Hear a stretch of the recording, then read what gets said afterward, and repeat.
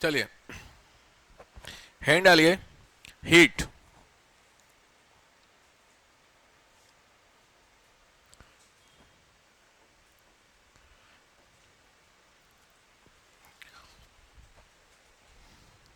Heat, heat में दो तीन चीजें। सबसे पहले यूनिट, यूनिट ऑफ हीट, मात्रक।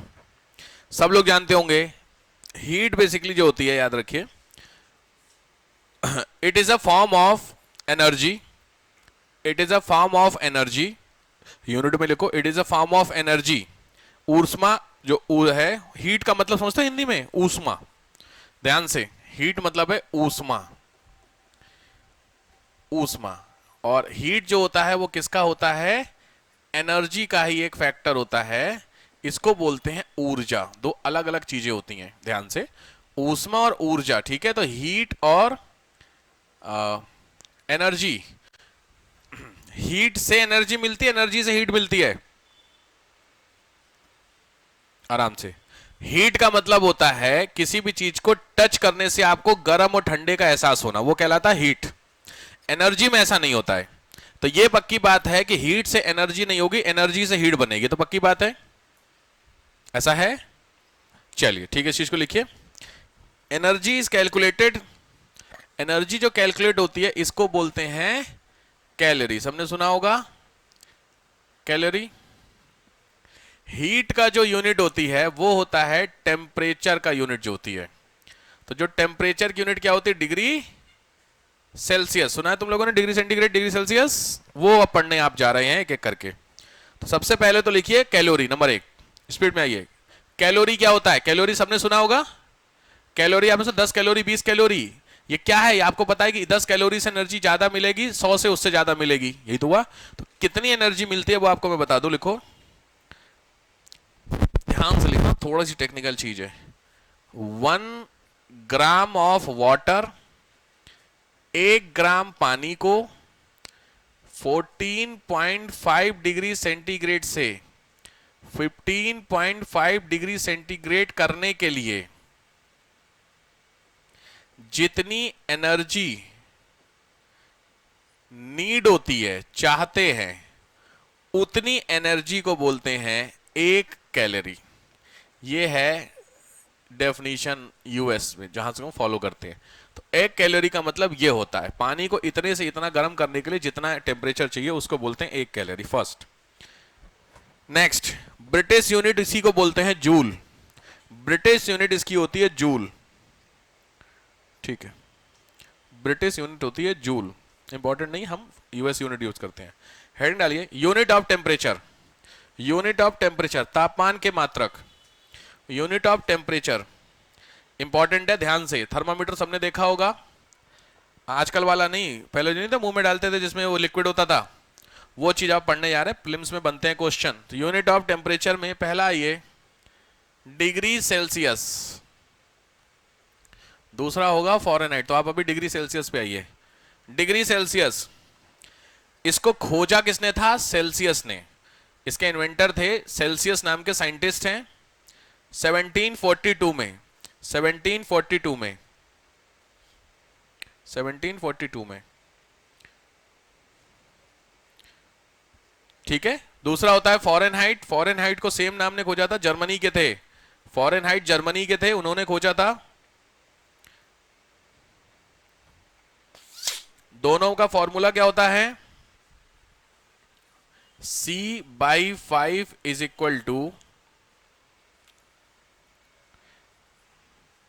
F। अच्छा, F वाला तो पहले लिखो, F माइनस 32/9 होता है ना, हाँ 9 is equal to K minus 273/5। ये है तुम्हारे काम का फॉर्मूला, ध्यान से नोट कर लीजिए। Formula is equal to this, is equal to this, मतलब कितने डिग्री सेंटीग्रेड बराबर कितना फॉरेनहाइट, वो ए होता है। जैसे आप लोगों का टेम्परेचर कितना होता है? हाँ, अरे हद हो गई यार, कितने डिग्री आपका होता है टेम्परेचर बॉडी का? डिग्री में बताओ। 90 डिग्री। अबे हद हो गई। सेंटीग्रेड 90 होता है आपका कि फॉरेनहाइट होता है? हाँ अबे 97 डिग्री होता है। अगर तो उसका सेंटीग्रेड 100 डिग्री सेल्सियस पे तो पानी उबल जाता है, उतने गर्म हो जाता है बुखार में। आपकी बॉडी का टेम्परेचर 27 था, याद रखिए, ये लिख लिए। बॉडी हमारी 37 साढ़े 37 ना 37.5 ये होती है डिग्री सेंटीग्रेड, और 97.25 ये होता है डिग्री फॉरेनहाइट। ध्यान से उल्टा ना बोलना। 37 डिग्री सेंटीग्रेड अभी इस समय टेम्परेचर गर्मियों में लगभग कितना हो जाता है आपने देखा? 40 42 45 हो जाता है, उतना गर्म होता है आपकी बॉडी। तो ये इसके बराबर होगा। तो लॉजिक बात है, जब ये 97 आपका बढ़ना शुरू करेगा तो यही तुम्हारा 100 101 102 नहीं बढ़ता है, जो फीवर आता है वो ये फीवर होता है आपका। समझ गए बात को? तो ध्यान से, वो फॉरेनहाइट होता है, सेल्सियस नहीं हो। सेल्सियस सेंटीग्रेड सेम, परेशान मत हो, उसके लिए परेशान नहीं होना, ठीक है? तो कितने डिग्री को कितने डिग्री में कन्वर्ट करते हैं, फॉर्मूला आपके सामने याद है पीछे? ठीक है, देखो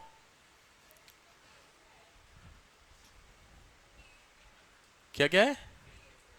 डेट केल्विन, अच्छा के बताऊंगा मैं, सुपर कंडक्टिविटी के लिए होता है कि वो बता दूंगा अभी। केल्विन वाला फॉर्मूला होता है, जो मैंने बोला देखो, नॉर्मली टेम्परेचर आपको ठंडा और गर्म डिग्री और इसमें होता है, लेकिन जब बहुत ज्यादा ठंडा होता है, मैंने बोला लॉजिकली जो हमारा एक्चुअली क्या थर्मामीटर होता है ना, उसकी एक लिमिट है। कितनी लिमिट है? अच्छा क्वेश्चन है। थर्मामीटर वाला डाला शीशे वाला मुंह में चेक करने के लिए, तो उसमें कितनी से कितने तक है? तुमको कितने तक का बुखार हुआ है? मेरे पास एक मैसेज आया, मुझे याद है, जब भी ये बात आती है मुझे याद आता है, लड़के के मैसेज सेशन मेरे को 120 डिग्री हो रखा, लिखा था बाकायदा, I have 120 degree Celsius fever so I can't come today. मैं कुछ बोला नहीं। या तो देखो आपको इंग्लिश आती हो तो लिखिए, नहीं आती हो कोई जरूरी नहीं, हिंदी में भी आप लिख सकते हैं। क्योंकि मेरे को एक लड़की ने बहुत अच्छे से फिर बात आ गई, उसने लिखा sir I can't come today because my in laws is coming. मैं हिल गया।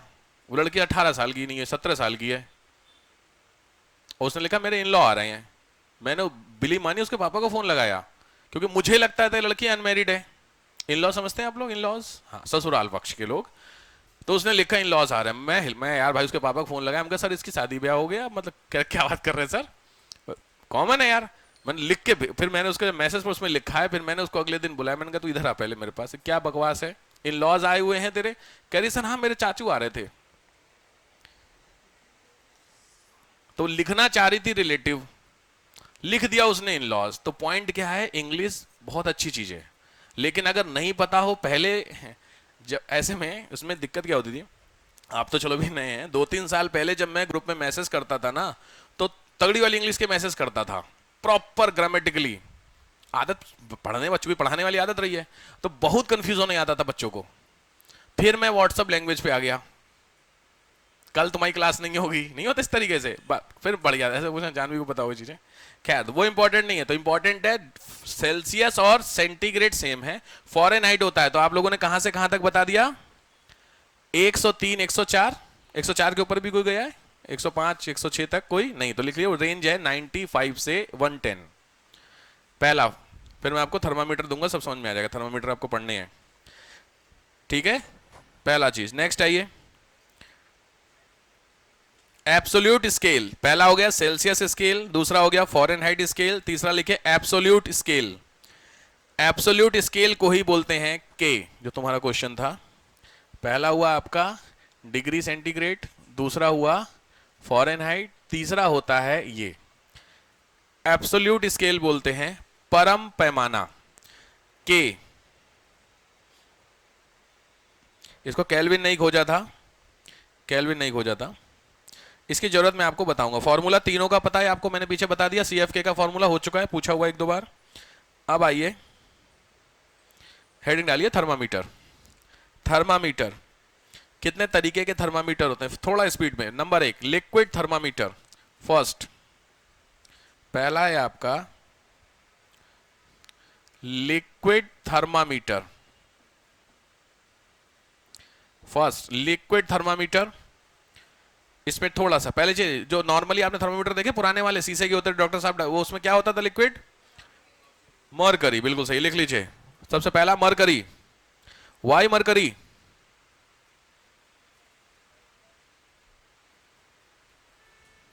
सोचने वाली बात है। मरकरी की जगह पानी भी भर सकते थे, कुछ और भर सकते थे, कुछ तो रीजन होगा, क्यों? क्या होता है? वेरी गुड, बिल्कुल सही बात है, लिखिएगा। रूम टेम्परेचर में तो पानी भी लिक्विड रहता है, रूम टेम्परेचर मेल्ट थोड़ी कर रहता पानी। हाँ, उसके अलावा सिंपल बात है, देखो तो मुझे इस तरीके का कोई लिक्विड चाहिए जो टेम्परेचर वेरिएशन में थोड़ा बहुत मूवमेंट दिखाए। पानी 37 डिग्री में हिलता है भाई, 45 डिग्री तो 45-50 डिग्री तो टेम्परेचर होता है गर्मियों में, पानी में कोई इफेक्ट होता है नहीं, मरकरी हिलने लगेगा जरा से, ठीक है। तो इसलिए तो पहला चीज है, बिल्कुल सही बात है, लिखिए रूम टेम्परेचर लिक्विड स्टेट, पहला रीजन वाई मरकरी में। रूम टेम्परेचर लिक्विड स्टेट, कमरे के तापमान पर द्रव अवस्था में। और दूसरा temperature variation movement of liquid, temperature में बदलाव, तापमान में बदलाव से मूवमेंट ऑफ लिक्विड, जल इसमें लिक्विड में बदलाव आ जाता है, ठीक है। तो सब लोगों ने थर्मामीटर सबने देखा होगा, उसको क्लिनिकल थर्मामीटर भी बोलते हैं, लिक्विड क्लिनिकल थर्मामीटर। आजकल तो इलेक्ट्रिक वाले आ गए ना, इसीलिए वो इफेक्टिव नहीं माने जाते हैं क्योंकि वो प्रॉपरली काम नहीं करते हैं, ठीक है। नेक्स्ट आइए, गैस थर्मामीटर, लिक्विड के बाद गैस थर्मामीटर। गैस थर्मामीटर में इसमें हाइड्रोजन गैस यूज की जाती है, लिखो यूजेस ऑफ हाइड्रोजन, और इसकी रेंज है 500 से 1500,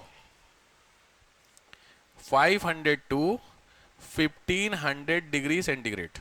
ध्यान से लिखना, सेंटीग्रेड प्रॉपर, मतलब 1500 डिग्री तक कोई चीज गर्म है उसको नापने के लिए कुछ तो होगा इंस्ट्रूमेंट। जो तुम लोगों के घरों में गैस जलती है उसका टेम्परेचर होता है 237, 237 डिग्री सेल्सियस। मैं जितना भी वर्ड यूज करूंगा वो सब सेल्सियस सेंटीग्रेड में यूज करूंगा, फॉरेनहाइट नहीं बता रहा, फॉरेनहाइट केवल फीवर में था, ठीक है। जो भी चीज गर्म होती है वो डिग्री सेंटीग्रेड होती है। तो घरों में जो गैस आप जलाते हो लाइटर से, वो जो जलती है उसका जो टेम्परेचर, कभी आपने देखा थर्मामीटर आता है, बटन दबाते उसमें से रेस निकलती है, कोई बात नहीं, रेलवे वगैरह में मिलता है उस चीजों को। तो नॉर्मली जो हाइड्रोजन गैस होती है 1500 डिग्री, यानी कोई भी इंडस्ट्री में इंस्ट्रूमेंट है जो गर्म हो रहा है, तो गर्म होकर किस पर्टिकुलर पे मेल्ट कर जाएगा, अगर इसके ऊपर जाएगा तो मेल्ट हो जाएगा, तो कैलकुलेट करने के लिए कुछ तो चाहिए, उसको बोलते हैं गैस थर्मामीटर, ठीक। नेक्स्ट होता है thermocouple thermometer, thermocouple, thermocouple thermometer, same नाम, ताप युग्म तापमापी, ताप युग्म तापमापी, थर्मोकपल, -200 से 1600 डिग्री सेंटीग्रेड, रेंज -200 से 1600 डिग्री टेम्परेचर का मिलता है आपको थर्मोकपल,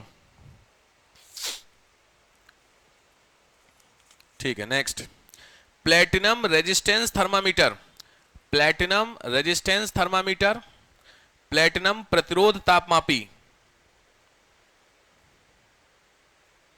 -200 से 3200, 3200, 200 से 3200 डिग्री सेंटीग्रेड, आप समझ सकते होंगे किस रेंज का।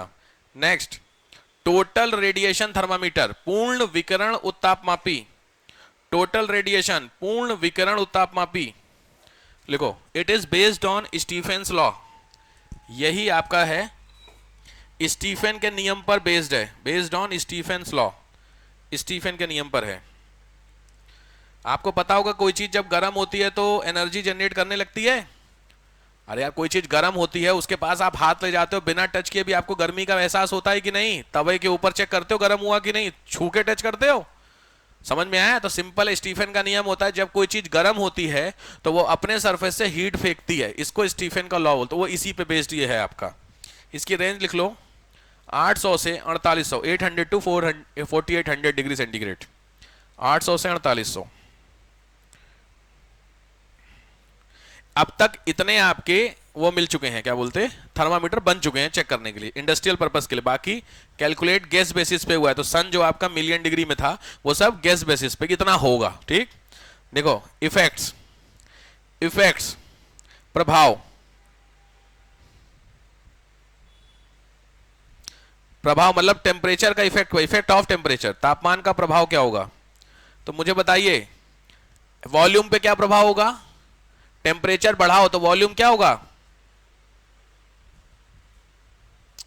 टेम्परेचर बढ़ाओगे तो वॉल्यूम, क्या वॉल्यूम समझते हो ना, क्या होगा, बढ़ेगा घटेगा, प्लस माइनस बोल दो यार, मेरे को बढ़ेगा घटेगा सेम ही सुनाई दे रहा है यहां, प्लस या माइनस, वॉल्यूम अरे हद होगी, किसी चीज को गर्म करोगे फैलेगा यार, हद कॉमन सेंस है। किसी चीज को गर्म करते फैलता है कि नहीं? लोहे को गर्म करो, लोहा इतना बड़ा फैल करके ऐसे हो जाता है और मेल्ट हो जाएगा, पूरा हो जाएगा, सिंपल। किसी भी चीज को गर्म करोगे हमेशा फैलता है। तो इसका मतलब वॉल्यूम इंक्रीज। लिखो पहला वॉल्यूम डैश करके प्लस आयतन में वृद्धि, दूसरा प्रेशर में,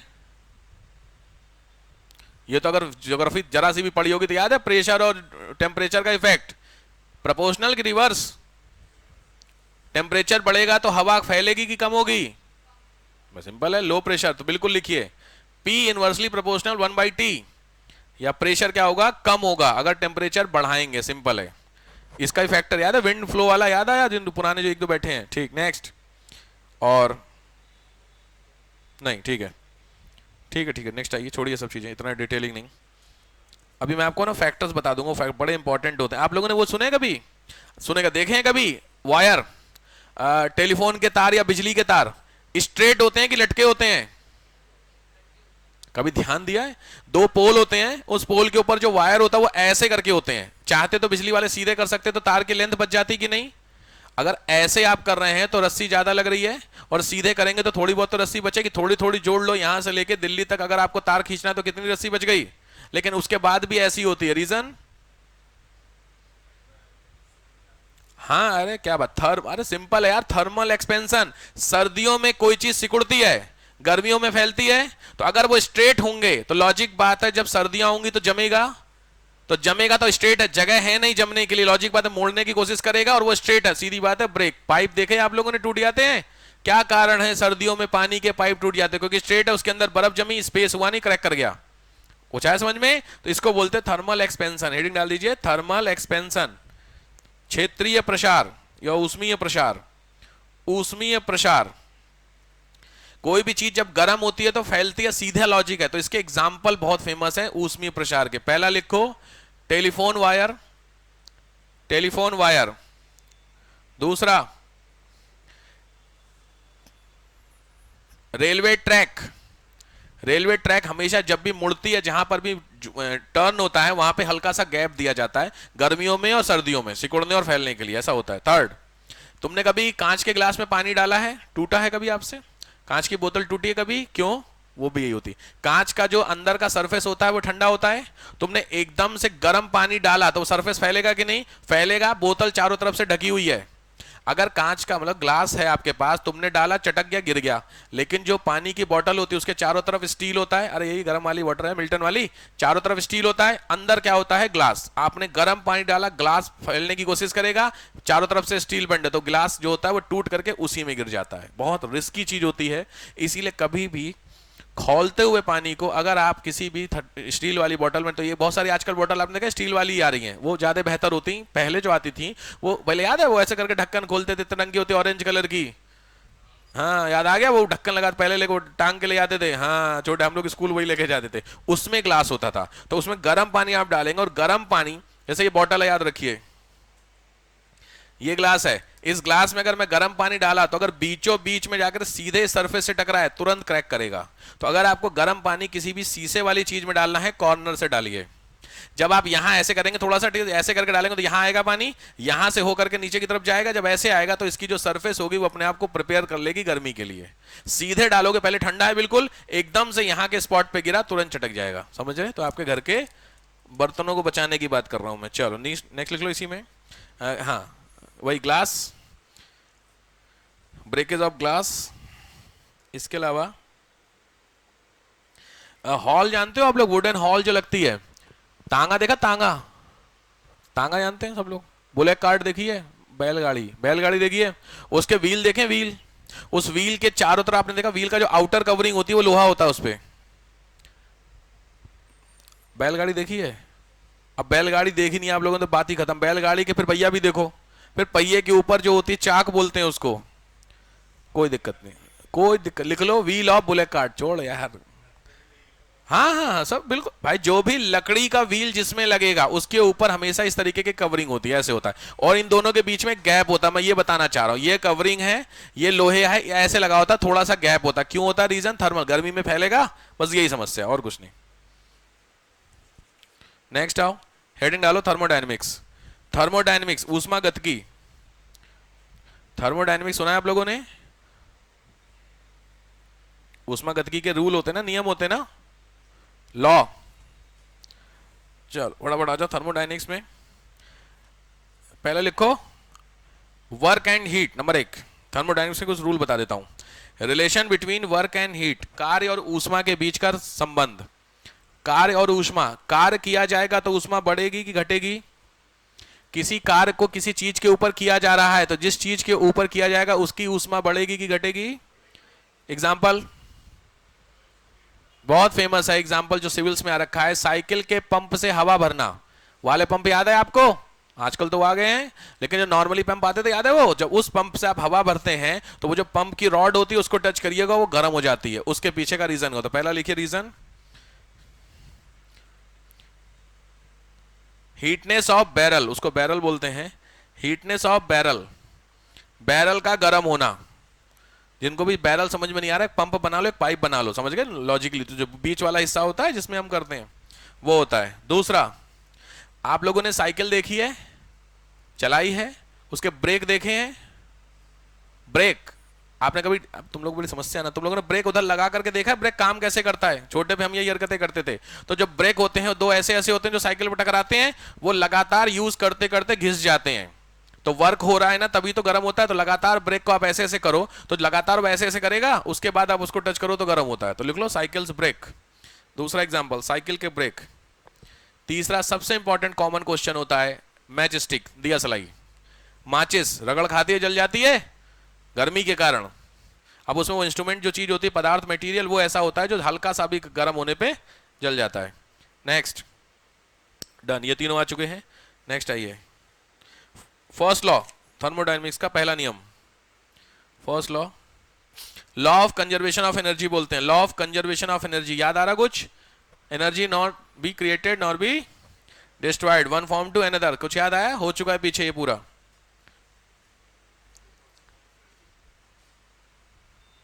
law of conservation of energy होता है, energy neither created nor destroyed, it can transform one form to other. एक हिस्से से कभी भी ना एनर्जी कोई बना सकता है ना एनर्जी खत्म हो सकती है। एनर्जी एक फॉर्म से दूसरे फॉर्म में कन्वर्ट होती है। हम खाना खाते हैं तो हमको एनर्जी मिली, सांस ली, वो एनर्जी खत्म हो गई। बात समझ में आ रही है? सिंपल है। तो ये एनर्जी काम करती है। इंपॉर्टेंट जो रूल होता है इसमें वो होता है स्पेसिफिक हीट, हेडिंग डालिए, विशिष्ट ऊष्मा। स्पेसिफिक हीट, विशिष्ट ऊष्मा। आप लोगों ने सुना होगा लेटेंट हीट, गुप्त ऊष्मा, कोई दिक्कत नहीं। स्पेसिफिक हीट लिखिए पहले, to increase the temperature of a object 1 degree centigrade, किसी भी वस्तु का तापमान 1 डिग्री सेंटीग्रेड बढ़ाने के लिए। To increase the temperature of an object up to 1 degree centigrade, normal temperature से 1 डिग्री बढ़ाने के लिए द हीट इज नीडेड, जो ऊष्मा की आवश्यकता होती है, that is called specific heat. तो समझ गए? कोई भी चीज को गर्म करोगे तो 1 डिग्री गर्म करने के लिए जितनी हीट, क्या ये इक्वल होगी सभी चीजों में? लोहे को गर्म करने का एक टेम्परेचर 1 डिग्री बनाना और लकड़ी को बढ़ाना, दोनों में सेम ही हीट लगेगी? तो हर ऑब्जेक्ट की अलग अलग स्पेसिफिक हीट होगी। तुम्हारे हाथ को 1 डिग्री में पता नहीं क्या होगा, मेरी बात समझ रहे हो? 1 डिग्री अगर टेम्परेचर बढ़ाना है तो तुम्हारे हाथ को गर्म करना, लोहे को गर्म करना, लकड़ी को गर्म करना, सोने को गर्म करना, 4 अलग अलग चीजें, बट चारों का अलग अलग स्पेसिफिक हीट होगी। तो ये ध्यान रखना, every object has a specific heat, इस चीज को लिख लीजिए। हर वस्तु की अपनी एक विशिष्ट ऊष्मा होती है, इंपॉर्टेंट है। सबसे ज्यादा होती है पानी की, सबसे ज्यादा होती है पानी की जो आया हुआ है, और सबसे कम होती है ग्लास की, सीसा। Second law, second law thermodynamics का second law, always energy flow from low temperature to high temperature. Oh wait wait wait, high temperature to low temperature. हमेशा ऊर्जा ज्यादा तापमान से कम तापमान की तरफ चलती है, ये रूल होता है। इसका एग्जाम्पल बहुत फेमस आपने सुना होगा, कंडक्टर वाला। कोई भी चीज गर्म हो, अगर आप उसमें कोई चीज रख दीजिए तो थोड़ी देर में जो चीज रखी वो भी गर्म हो जाती है। इसका एग्जाम्पल याद है? सबसे फेमस होता है घर पे जब खाना बनाया जाता है तो जो कढ़ाई होती है, भगोना कढ़ाई जिसमें भी आप खाना बनाते हैं, पॉट, उसमें दूध गर्म कर रहे हैं और दूध गर्म में आपने डाल दिया इतना बड़ा स्पून, बड़ा वाला नहीं, उस स्पून को डाल दीजिए, थोड़ी देर में आपको स्पून गर्म हो जाता है कि नहीं हो जाता है? या उसके जो लिड होता है, कढ़ाई का लिड होता है, उसके ऊपर रख देते हैं, जिससे चलाते हैं सब्जी, उसको रख देते हैं, तो सीधी जब थोड़ी देर में जाएंगे तो वो पूरा पूरा आपका स्पून गर्म होता है। रीजन क्योंकि वो हीट ट्रांसफर हो रही है, ठीक है? वो होता है थर्मोडायनेमिक्स का दूसरा रियल। ठीक, एग्जाम्पल मतलब इसी के दूसरे रूल के एग्जाम्पल, पहला है रेफ्रिजरेटर। रेफ्रिजरेटर, दूसरा होता है एसी। एसी क्या करता है? ये एसी ठंडा कर रहा है, कैसे? हिसाब बताओ एसी का। एसी काम कैसे करता है? रेफ्रिजरेटर कैसे काम करता है? एसी बताओ, रेफ्रिजरेटर भी नहीं बता पाओगे। एसी बताओ। ठंडी हवा फेंक रहा है, गर्मी बाहर है 45 डिग्री, आप बैठे हुए 20 डिग्री में, कैसे? कंप्रेस कर रहा है किसको? एयर को। तो सही जा रहे हो, कंप्रेस कर रहा है तो एयर को, उससे क्या हुआ है? एयर को कंप्रेस किया, वेरी गुड, बिल्कुल सही बात है। तो हुआ क्या उससे?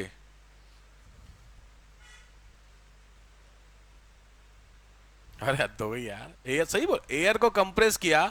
एयर में तुम्हारा क्या है? एयर में वाटर है भाई, सीधी बात है, वाटर भी है और भी चीजें हैं। तो एयर का जो H और O है, एयर में हाइड्रोजन भी होती है, O भी होती है, ऑक्सीजन भी होती है, तो जो H और O है उसने हवा से लिया, एसी ने उसको कन्वर्ट किया H2O में। तो आपने देखा होगा एसी से पानी गिरता है, कहां से पानी? पानी कहां आ रहा? पूरे कहीं ना तो एसी में पानी है ना हवा में है, पानी कहां से आ गया? तो हवा से उसने क्या उठाया, उस हवा की स्पेसिफिक हीट पर उसको गर्म किया, गर्म हवा पीछे फेंकी, उस गर्म हवा का जो पानी बना है, उस पानी बनने में लॉजिक है कुछ हीट जनरेट हुई होगी, उस हीट जनरेशन में जो जनरेट हुई हीट वो गर्म हवा पीछे की, और जो ठंडी वाली हवा थी वो आगे आ गई है। सिंपली हवा का H2O का यूज किया जाता है, ठीक है? वो भी एक चीज बता देता हूं, लिखो। एसी की क्या होती है वो, ये एसी की बात नहीं कर रहा हूं, एसी ना याद रखिए एक ऑप्टिमम टेम्परेचर पे काम करता है। तो लिखो condition of AC. Condition of AC क्या होती है? 20 डिग्री सेंटीग्रेड, ह्यूमिडिटी 70% और स्पीड ऑफ विंड 0.0125 मीटर पर सेकेंड। 0.0125 मीटर पर सेकेंड ये स्पीड ऑफ विंड है। कुछ समझ में आया? ये तीन, हाँ बोलो। स्पीड है 0.0125 मीटर पर सेकेंड। ये तीन कंडीशन एसी की कंडीशन होती है। आपको जब बारिश अबाउट टू रेन होती है तो आपको थोड़ा सा ठीक लगता है, बारिश होने वाली होती है लगभग, एक चीज बताइए, सितंबर अक्टूबर का महीना आपने देखा थोड़ा सा आपके लिए थोड़ा सा ठीक रहता है, दिसंबर फिर गर्मी सर्दी हो जाती है। तो सितंबर अक्टूबर वाला जो महीना होता है वो लगभग एसी की सिचुएशन होती है।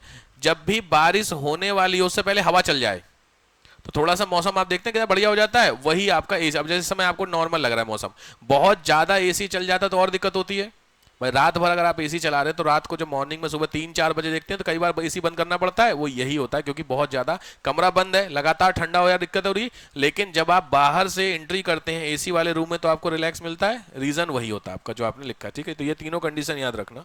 थर्ड लॉ आ जाओ। थर्ड लॉ नहीं पूछा, छोड़ दीजिए, नहीं पूछा है। नेक्स्ट आइए heat transmission. Next heading heat transmission, ऊष्मा स्थानांतरण। ऊष्मा स्थानांतरण तीन तरीके से होता है। पहला होता है कंडक्शन, चालन। कंडक्शन, चालन, डैश करके लिख लो, मीडियम नेसेसरी। मीडियम नेसेसरी, माध्यम का होना जरूरी है। सिंपल है, एक चीज से दूसरी चीज अगर गर्म हो रही है तो कंपलसरी है मीडियम का होना। आपके गाल गर्म हुए तो चालन हुआ होगा किसी के हाथ का, समझ गए बात को? किसी ने आपको लगाया तो आपके कान गर्म हो गए तो अच्छा होते हैं गर्म।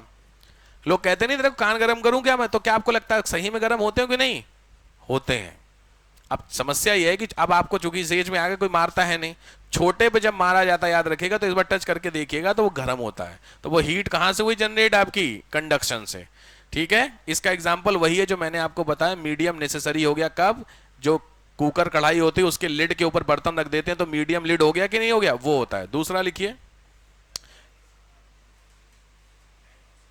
रेड किससे होते हैं? स्किन तुम्हारी रिएक्शन कर जाती है, और काय रेड होते हैं? ब्लड है ना, ब्लड सर्कुलेशन है ना, ब्लड का इफेक्ट पड़ेगा कि नहीं पड़ेगा? बिल्कुल सही क्वेश्चन था इसका। सर गर्म समझ में, लाल काय हो जाते हैं, बिल्कुल सही। तो ब्लड भी तो होता है, स्किन के अंदर ही तो ब्लड है, ढंग से कर दो तो ब्लड बाहर आ जाएगा। सही बात। अगला हो कन्वेक्शन। पहला हुआ कंडक्शन, सेकंड है convection. No need of medium, medium नहीं चाहिए इसमें, मीडियम नहीं चाहिए। एग्जाम्पल इसका होता है कन्वेक्शन का, एटमॉस्फेयर। एटमॉस्फेयर सिंपल लिख लीजिए, एटमॉस्फेयर का गर्म होना, वायुमंडल का गर्म होना। तीसरा होता है रेडिएशन, रेडिएशन सन। रेडिएशन का एग्जांपल है सन से एनर्जी जनरेट होना, पूछा कुछ है नहीं, बस नाम नाम पता होने चाहिए।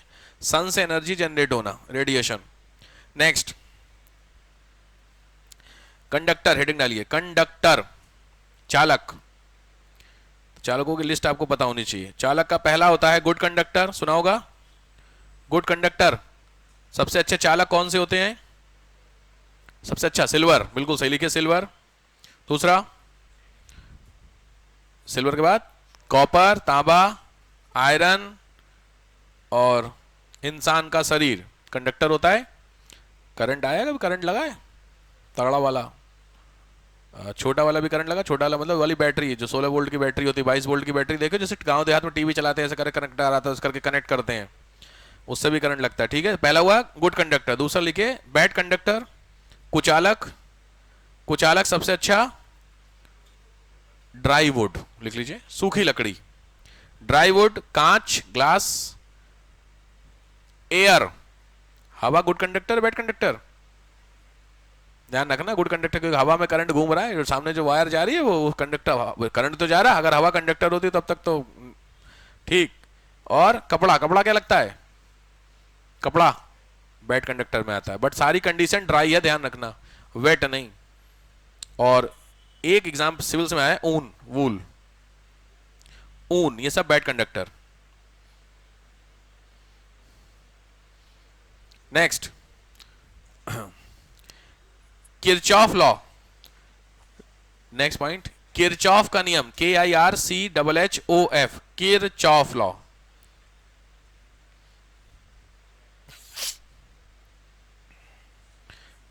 किरचॉफ लॉ का बस खाली नाम लिख लो, मतलब रूल लिख लो कि क्या होता है।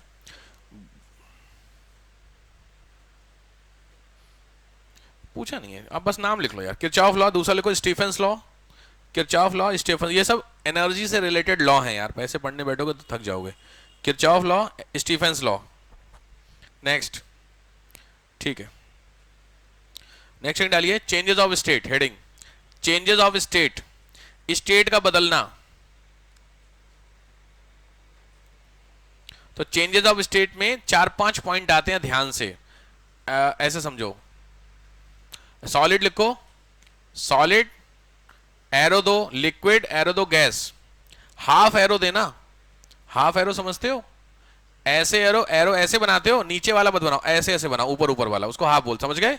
तो solid, liquid, gas, half arrow, और गैस, लिक्विड, सॉलिड, नीचे वाली एरो, मतलब रिवर्स करना है आपको। अभी समझ जाओगे मैं क्या कह रहा हूं, समझ गए? अब इसमें ध्यान से समझना यह है, जहां पे सॉलिड, लिक्विड, गैस 2 एरो बनी, और लिक्विड, गैस, सॉलिड 2 एरो बनी, टोटल 4 पॉइंट आपको बन गए कि नहीं? 1 2 3 4 लिख लो, 1 2 3 4। अब समझ रहे हो तुम लोग, बड़े समस्या है। सॉलिड ऐसे, लिक्विड, गैस, और ऐसे करके, ऐसे करके, सॉरी ऐसे करके, 1 2 3 4, ये कह रहा हूं मैं, समझ गए? तो पहले को क्या बोलेंगे? सॉलिड से लिक्विड होता है किस टेम्परेचर पे, क्या बोलते हैं उसको? अरे कौन सा? सॉलिड से लिक्विड, कौन सा पॉइंट? अरे हद हो, हाँ यार, मेल्टिंग पॉइंट। अब जो आप जानते हो अपने पे भरोसा रखो, थोड़ी बहुत जानते हो। मेल्टिंग पॉइंट, द्रवणांक, सीधी बात है, सॉलिड से लिक्विड पहला होता है MP, ठीक। दूसरा क्या होगा फिर? लिक्विड से gas, boiling point, BP, boiling point, क्वथनांक, उबलता है ना, पानी को उबालो यार, सिंपल, पानी बर्फ याद रखो। अब रिवर्स करो, सबसे पहले आपको गैस है, गैस का मतलब वेपर, उससे तुमको ठंडा करना है तो लिक्विड बनेगा। क्या होगा इसको? लिक्विड में, हाँ सही है, कंडेंसेशन। सिंपली भाषा में कंडेंसेशन पॉइंट या कंडेंसेशन पॉइंट, ठीक है। लिक्विड, गैस से लिक्विड बनना, कंडेंसेशन को बोलते हैं हिंदी में संघनन बिंदु। और लिक्विड बन गया, लिक्विड से सॉलिड बनना है तो फ्रीज, बर्फ यार, फ्रीजिंग पॉइंट। 4 पॉइंट क्लियर हो गए। फ्रीजिंग पॉइंट को बोलते हैं हिमांक। तो कोई सॉलिड, गैस, गैस लिक्विड, यही तो हिसाब चलता है आपका, ठीक। अब आ जाओ क्वेश्चन इस पे जो आता है नेक्स्ट है वो है लेटेंट हीट। हेडिंग डालो, गुप्त ऊष्मा, लेटेंट हीट। मैंने पीछे आपको साउंड में एक चीज बताई थी कि हर ऑब्जेक्ट का अपना एक साउंड होता है ना, फ्रीक्वेंसी। ऐसे हर चीज में अपनी एक एनर्जी होती है। वो आपको ऐसे नहीं पता चलती है, जब उससे आप कोई एक्सपेरिमेंट करते हैं तो पता चल जाता है। देखो, every object has a heat, every object has a heat. हर वस्तु के अंदर एक ऊष्मा होती है which is constant in nature, जो नियत रहती है। कांस्टेंट इन नेचर, नियत रहती है। It is visible only when we change state, it is visible only when we change state of that object. ये तभी दिखाई देती है जब किसी ऑब्जेक्ट का या उसी ऑब्जेक्ट का स्टेट चेंज करते हैं। स्टेट का मतलब अवस्था उसकी चेंज की जाती है। बर्फ से पानी बनना, पानी से बर्फ बनना, पानी से गैस बनना, इस तरीके की सिचुएशन में लेटेंट हीट काम आती है, ठीक है भाई। चलो अब एक चीज बताइए, एक चीज ध्यान रखना, लिखो एग्जांपल। पानी की लेटेंट हीट भाप की लेटेंट हीट से कम होती है। लिखो, the latent heat of water is less than that latent heat of air, vapour. Vapour की गुप्त ऊष्मा पानी की गुप्त ऊष्मा से कम होती है। इसका सीधा मत, इसीलिए लोग कहते हैं पानी से जलना कम है, भाप से जलना खतरनाक है। सुने हो चीजें, यही होती है। तो भाप से जलना क्यों खतरनाक है, रिस्की है? बिकॉज भाप जो होती है वेपर, उसकी जो लेटेंट हीट होती है वो कंपेयर टू वाटर ज्यादा होती है। क्लियर हो गया पहला, ठीक। नेक्स्ट आइए। अच्छा, एक चीज बताइए, नॉर्मल पानी को जमाने के लिए कितना टाइम लगता है? वो कितना टेम्परेचर लगता है? 0 डिग्री। लेकिन उस पानी में कुछ मिला दूं, इंप्योरिटी, अरे इंप्योरिटी नमक है, चीनी है, कुछ भी, तो उसको जमाने में सेम टेम्परेचर पे कुछ फर्क पड़ेगा? पड़ेगा। क्या होगा? मेल्टिंग पॉइंट बढ़ जाएगा, घट जाएगा? घट जाएगा, मतलब है 0 से नीचे चला जाएगा तो बढ़ गया, 0 के ऊपर घट गया ना। मेल्टिंग पॉइंट की बात कर रहा हूं, फ्रीजिंग पॉइंट की बात। 0 से नीचे जब आप जाते आएंगे तो फ्रीजिंग पॉइंट बढ़ता जा रहा ना, माइनस में। तो अगर इंप्योरिटी मिलाएंगे, देखो सबसे अच्छा सादा पानी जो होता है, सिंपल वाटर, वो 0 डिग्री पे जमता है। लेकिन अगर आपने इंप्योरिटी बढ़ाई तो फ्रीजिंग पॉइंट पे क्या इंपैक्ट होगा? लिखो, हेडिंग डालो। तुम वैसे चाइनीज तरीके से मेरी तरफ देखते हो, कर क्या बोल रही है उर्दू, लिखो। इफेक्ट ऑफ इंप्योरिटी, अशुद्धि का प्रभाव। Impurity number 1, boiling point. क्या लगता है? बॉइलिंग पॉइंट, गर्म करने, पानी आपको गर्म करो और शरबत को गर्म करो, सेम टेम्परेचर पे गर्म हो जाएगा? हाँ ना। पानी को गर्म करो, पानी कितने पे गर्म होता है? उबलता है, खौलता है 100 डिग्री पे, सीधी बात। अब शरबत, चीनी मिला करके उसको गर्म करना है, सेम पे ही रहेगा? वेरिएशन होगा, बढ़ेगा घटेगा? 90 पे होगा, 110 पे? ये पक्की बात है 90 पे पहुंच, क्योंकि पानी जब 100 पे हो रहा तो उसके नीचे तो पॉसिबल ही नहीं है, 100 के ऊपर ही गर्म होगा। नमक मिला दो, कुछ मिला दो, तो लिखो बॉइलिंग पॉइंट इंक्रीज। दूसरा होता है मेल्टिंग पॉइंट। अगर कोई मेल्टिंग पॉइंट छोड़ो, दूसरा एक और मैंने क्या बताया था? Freezing point. फ्रीजिंग पॉइंट जमेगा तो सीधी बात है, पानी कितने पे जमता है? 0 पे। तो लॉजिक है, आपने अगर कुछ इंप्योरिटी मिला दी तो 0 से नीचे चला गया, तो ये भी तो आपका बढ़ गया ना, तो इसको भी लिखो इंक्रीज। इंक्रीज।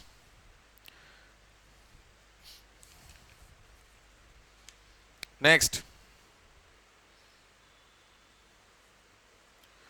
कितना है मैं आपको बता देता हूं। देखो पूछा बड़ा यार खतरनाक, सिविल्स में कहां कहां के क्वेश्चन उठ गए हैं। नमक मिलाने पर -22, नमक -22 पे मेल्ट होना स्टार्ट होता है।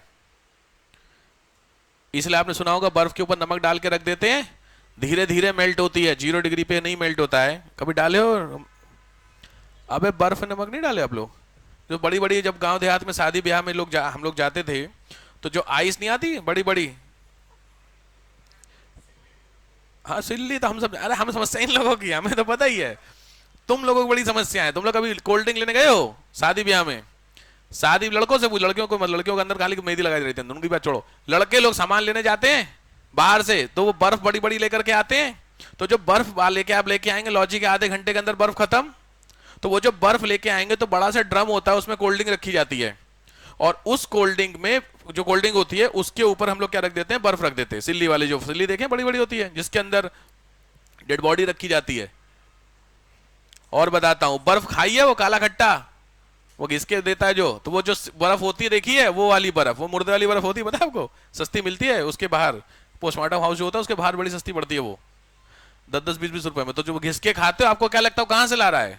खरीद के ला रहा? आइस बास्केट आता है, हाँ बिल्कुल होता है। बट जो आपको 10 रुपए में दे देता है इतनी सारी बर्फ, कलर डाल डाल करके नहीं, वो हाँ वो कहां से बर्फ आई?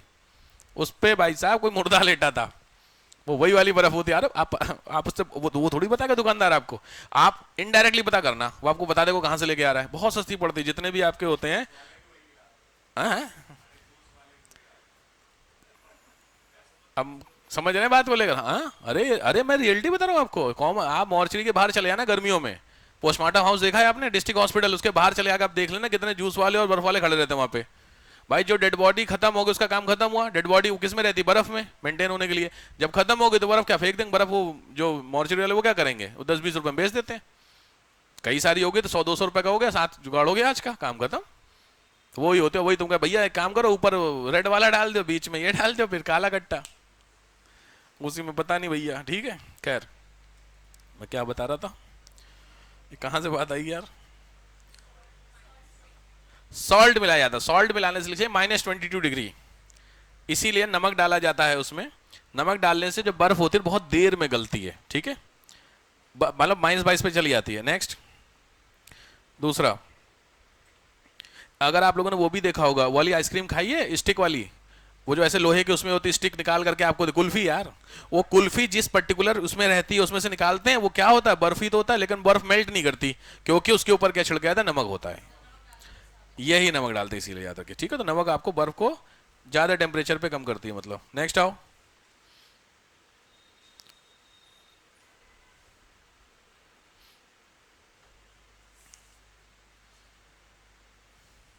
ठीक है, ये टॉपिक यहाँ खत्म होता है। हेडिंग डालिए फैक्ट्स। एग्जाम में इससे रिलेटेड कुछ जो फैक्ट्स आ रखे इस टॉपिक से, ध्यान से।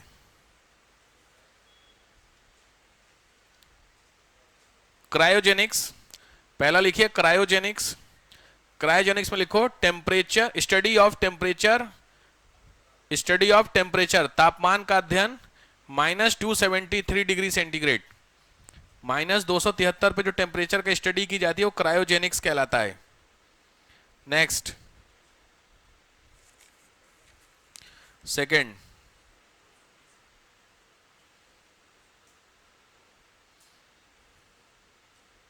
ह्यूमन टेम्परेचर, ये तो हो गया, तो ह्यूमन टेम्परेचर हो गया, ठीक है।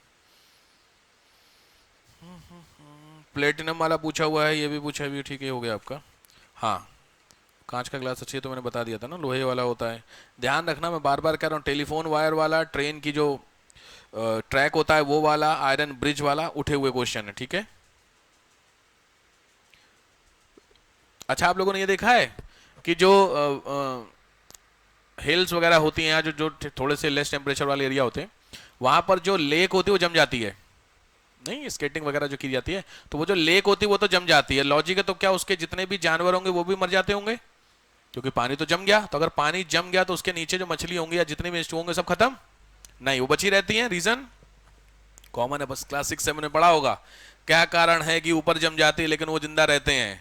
सिंपल है, हवा का टेम्परेचर पानी के टेम्परेचर के कंपैरेटिवली लेस हो जाता है। तो हवा के टच में जो पानी है उसका टेम्परेचर कम हो जाएगा। हवा तुम्हारी है -10, तो जो पानी है वाटर, उसकी जो अपर वाली सरफेस है वो -10 के आसपास टच में है, तो -10 मतलब 0 से नीचे चली गई, तो वो जो पानी की ऊपरी लेयर जम गई। अब पानी कई नीचे तक होगा ना काफी, तो जो वाटर की अपर लेयर है वो तो जम गई, लेकिन वाटर की जो नीचे वाली लेयर है उसका एवरेज टेम्परेचर होता है 4 डिग्री। तो 4 डिग्री पे पानी नहीं जमेगा, तो सिंपल है, वो जो 4 डिग्री का टेम्परेचर, पानी की अपर लेयर, फिर नीचे वाली लेयर, फिर सबसे नीचे लेयर, तो जो बीच वाली लेयर होती है वो कितनी डिग्री हुई, 4 डिग्री। तो 4 डिग्री पे पानी नहीं जमता है, ठीक। तो पानी की ऊपरी लेयर जम जाती है तो उससे जो नीचे इसमें एनिमल्स या जो भी माइक्रो ऑर्गेनिज्म होते हैं वो सब सर्वाइव कर जाते हैं। रीजन आपके सामने 4 डिग्री का, क्लियर हो गया, ठीक।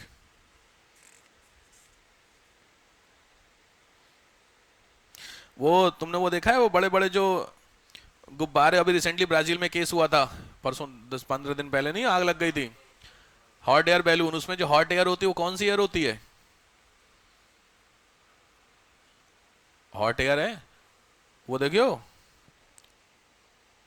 जिसमें पैसे वाला है, मूवी जो बनी है, वो पैसे लेने गोवा जाते हैं सब, डब्लू के नीचे, धमाल, दूसरी वाली, पहली वाली में ही है, पहली वाली में ही है, फर्स्ट पार्ट देखिए धमाल, तो सारा पैसा हॉट एयर में चला जाता है, अरे वो गिरता है फिर आकर के, तो उसी में हॉट एयर बैलून में जो जलाते हैं वो नॉर्मल एयर थोड़ी जलती है, नॉर्मल एयर फिर तो कोई भी गुब्बारा बना ले, वो एयर कौन सी होती है, वो वाले गुब्बारे देखे हवा में उड़ते हैं जो, वो कौन से होते हैं, हीलियम, बिल्कुल सही है, लिख लीजिए हॉट एयर बैलून हीलियम, ये इंपॉर्टेंट है। नेक्स्ट अब क्वेश्चन है, कई बार ठंड में स्टेम जो होते हैं वो क्रैक कर जाते हैं, रीजन क्या देंगे, ठंड में कोई चीज क्रैक कर जा रही, रीजन, पीछे मैंने वर्ड यूज किया था एक्सपेंशन ऑफ, थर्मल एक्सपेंशन बोला था भाई, सीधी बात है, जो स्टेम है तना, उसमें पानी है, जो आपने रूट्स में पानी, वो पानी कहां गया होगा, स्टेम में पहुंचा, और सर्दियों में टेम्परेचर कम हुआ तो वो जमेगा, बर्फ और पानी, पानी माना था लिक्विड, लिक्विड जो होता है वो ऑटोमेटिकली शेप ले लेता है, लेकिन जो बर्फ होती है उसका सॉलिड शेप एक प्रॉपर शेप होता है, तो चना जो था ये आपका स्टेम इस तरीके से है, इसके अंदर पानी मूव कर रहा है, कोई दिक्कत नहीं ऊपर नीचे, लेकिन जैसे ही ये पानी जमेगा वैसे एक शेप लेने की कोशिश करेगा, तो उस शेप में अगर स्पेस नहीं होगा तो क्रैक कर देगा कि नहीं कर देगा, इसीलिए सर्दियों में सबसे ज्यादा आपने सुना होगा पड़ता है पाला, सुना है पाला, फ्रॉस्ट, वो पाले के पड़ने से पूरी पूरी जो क्रॉप होती है वो खत्म हो जाती है, वो रीजन यही है आपका, बिकॉज जो ब्लॉकेज ऑफ स्टोमेटा, स्टोमेटा जानते हो, हाँ, तो जो स्टोमेटा होता है उसमें जो पोर्स होते हैं जिसके थ्रू प्लांट रिस्पिरेशन करते हैं वो ब्लॉक हो जाता है। भाई तुम सांस ले रहे हो हवा से, तुम्हारी सांस की नली में कुछ चला जाए, कहानी खत्म, यही तो होगा, तो ये रीजन हुआ पहला। दूसरा, नेक्स्ट क्वेश्चन, मतलब झील वाले क्वेश्चन आ गए। हाँ, maximum density of water, maximum density of water, सबसे ज्यादा घनत्व किस डेंसिटी जो होती है, घनत्व किस टेम्परेचर पे होता है, देख लो 4 डिग्री सेंटीग्रेड, 4 डिग्री पे सबसे ज्यादा होता है। नेक्स्ट,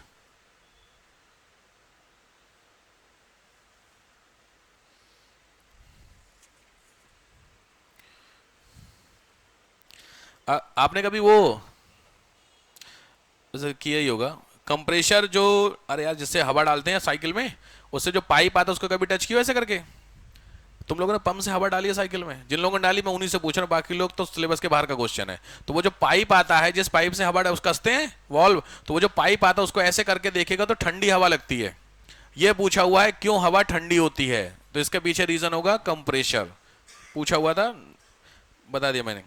नेक्स्ट, हाँ डेंसिटी तो करते हैं, आपने चाय थर्मस में रखी है, उस थर्मस की चाय अगर मान लीजिए थोड़ी सी ठंडी हो जाती है तो क्या किया जाए, गर्म करना है तो, थर्मस की चाय अगर ठंडी हो जाए तो क्या करें गर्म करने के लिए, थोड़ा सा गर्म, प्रॉपर तो नहीं बट थोड़ा सा गर्म करने के लिए थर्मस को हिलाया जाता है, यार हद हो गई है यार, थर्मस को आप ऐसे ऐसे बहुत तेजी से करिए तो चाय थोड़ी सी गर्म हो जाएगी, रीजन, सीधी बात है, लिख लीजिए, तुम लोग इस तरीके से मुझे देख रहे हो, मतलब कुछ नहीं पता है तुम लोगों को फिजिक्स के बारे में कि क्या बोल रहे हैं सर, ये सुना नहीं आपने, थर्मस में चाय पी है हमने तो गर्मी पी से, ठंडी होने नहीं दी, निपटा दी, बात ही खत्म हो गई, फिर तो कोई दिक्कत नहीं है। इसके पीछे रीजन काम करेगा, जो लिक्विड की दो लेयर्स होती हैं वो आपस में टकराती हैं, दो लिक्विड की लेयर है वो टकराने से क्या जनरेट करती है, एनर्जी, वही एनर्जी उसको गर्म कर देती है। क्रायोजेनिक्स मैंने बता दिया। ड्राई आइस लिख लो, बहुत फेमस क्वेश्चन है, ड्राई आइस, इसको बोलते हैं सॉलिड CO2, सॉलिड CO2, यही ड्राई आइस खा ली थी अभी रेस्टोरेंट में, गुड़गांव वाला याद है रेस्टोरेंट में, वो 2-3 लड़कियों नहीं लेडीज थी, किसी ने ना वो सौंफ के साथ, सौंफ समझ सौंफ, हाँ, तो वो जब रेस्टोरेंट में खाने के बाद दी जाती है तो वो उसने ना ड्राई आइस वाले, वो ड्राई आइस ने आपने वो देखी होगी यार, बहुत कॉमन थी ड्राई आइस, अरे वो जो नीचे नीचे धुआं रहता है, शादी ब्याह में देखे हो आजकल नौटंकी ज्यादा हो रही है, नीचे नीचे वो दूल्हा दुल्हन आते हैं, लग रहा देवता आ रहे हैं, अलग ही लेवल का हिसाब चलता है, अवतार ले रहे हैं। मेरे एक शादी हुई थी, मैंने ऐसे नौटंकी देखी यार, तो वो दो नहीं आ रहे थे, तो वो नीचे नीचे वो जमीन जमीन इतने ऊपर जो धुआं, वो धुआं इसी से जनरेट किया जाता है, वो इसी को बार बार डालते रहते हैं तो वो जनरेट, नॉर्मल स्मोक नहीं होता, नॉर्मल स्मोक में तो दिक्कत हो जाएगी, दिखेगा ही नहीं दूल्हा दुल्हन, अब ऊपर तो होगा ना धुआं, तो क्या दिखेगा, कौन किसका जयमाल किसी और पहना दे, समस्या हो जाएगी भाई। ठीक है, तो वो ड्राई आइस उसका यूज किया जाता है। तो पूछा सॉलिड CO2 स्टार लगा लेना, बहुत काम का क्वेश्चन है सॉलिड CO2। देखो इसमें पूछ रहा है किसान जो होता है फार्मर, वो विंटर में पौधों में रात में जो खेत होता है उसका फार्म हाउस या जो भी फार्म लैंड होता है उसमें पानी भर देता है। रीजन समझ में आया क्यों, ये पूछा हुआ है क्वेश्चन है। जो फार्मर होते हैं वो विंटर की नाइट में जो उनकी जमीन होती है उस जमीन के ऊपर पानी भर देते हैं, मतलब ऑलमोस्ट इतना इतना पानी भर देते हैं। रीजन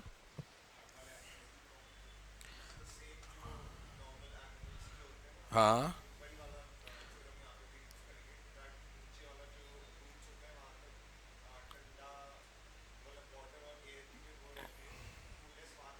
ना पहुंचे, अरे सिंपल है यार, जो एयर होगी रात को टेम्परेचर डिक्लाइन होगा, तो एयर से टच में जो जब सॉलिड और लिक्विड में जल्दी ठंडा क्या होगा,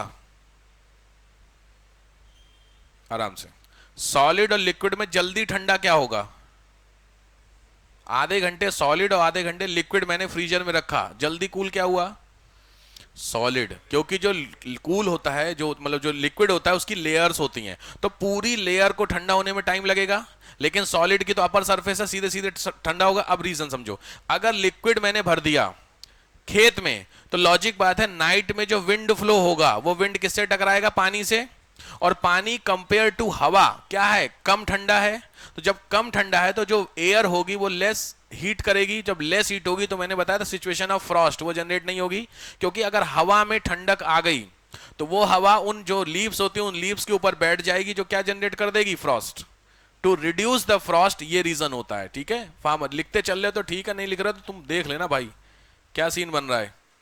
नेक्स्ट, एयर कंडीशनर, अच्छे क्वेश्चन हो गए, ठीक है।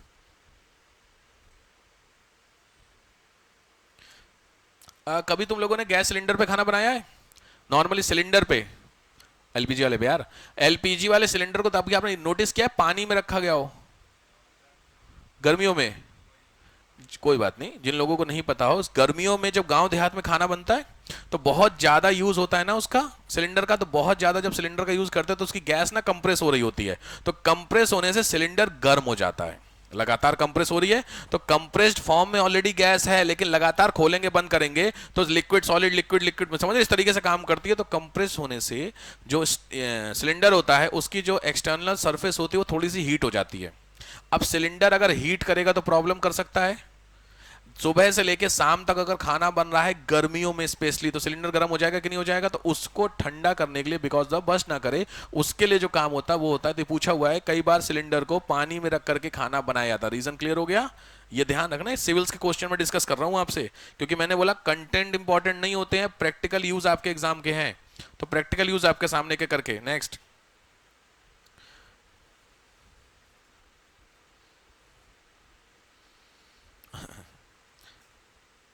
हाँ, अगर आपके घर में बहुत गर्मी हो रही है तो फ्रिज को आधे घंटे खोल दें, कमरा ठंडा हो जाएगा।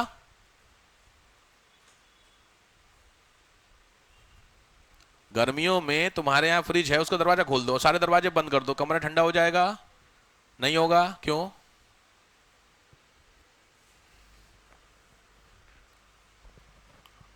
क्वेश्चन तो सही है। आपने फ्रिज के कभी गर्मियों में जाते फ्रिज के सामने सामान लेने के लिए तो जबरदस्ती धीरे धीरे सामान निकालते हैं, हरकतें की हैं, सबने की होंगे, सबको कहीं कोई सामान लेने का तो आराम से, अगर मान लीजिए कुछ सामान निकालना तो एक पहले निकालेंगे, फिर एक और निकालेंगे, फिर एक और, एक साथ लिया जा सकता है वो सामान, लेकिन आप समझ रहे होंगे उसके पीछे का तो रीजन आप जानते हैं, बट ऐसा नहीं होता, उसमें भी फैक्टर काम करता है कंप्रेशर का। तो अगर लिखिए फ्रिज को मैं बता देता हूँ, फ्रिज को अगर आप खोल के रखेंगे तो कमरा गर्म हो जाएगा। लिखिए if we open the door of fridge, the temperature of room will be increase. Temperature बढ़ जाएगा, कंप्रेसर का फैक्टर काम करता है। नेक्स्ट, फैन चलाने से आपको ठंडक महसूस होती है, रीजन। फैन ऑन करते हैं तो ठंडक लगती है, थोड़ी सी ठंड ठीक लगता है आपको, रीजन। विंड, क्या हवा चली तो ऑटोमेटिकली, हवा तो मैं अभी लू में तो लू चलती है, अच्छी लगती है, लू चलती है, हवा गर्म ऑयल देखो खतरनाक वाली, अच्छा लगता है नहीं। फैन वाली होती है, अरे सिंपल है यार, तुम्हारी बॉडी में हो रखा है स्वेट, आपने फैन चलाया तो वो जो स्वेट है वो किस में कन्वर्ट हुआ, लिक्विड है, हवा चली तो किस में हुआ, गैस में कन्वर्ट हुआ। तो जब लिक्विड से गैस में गया तो लिक्विड से गैस में हीट होती है, मैंने बोला एक फॉर्म से दूसरे फॉर्म में, तो लिक्विड से जो गैस जनरेट होती है उसमें जो हीट बनी वो हीट तुम्हारी बॉडी से बाहर जाती है। तो जब हीट बाहर जाएगी तो हल्की सी ठंडक महसूस होगी, वही ठंड होती है यहां पे।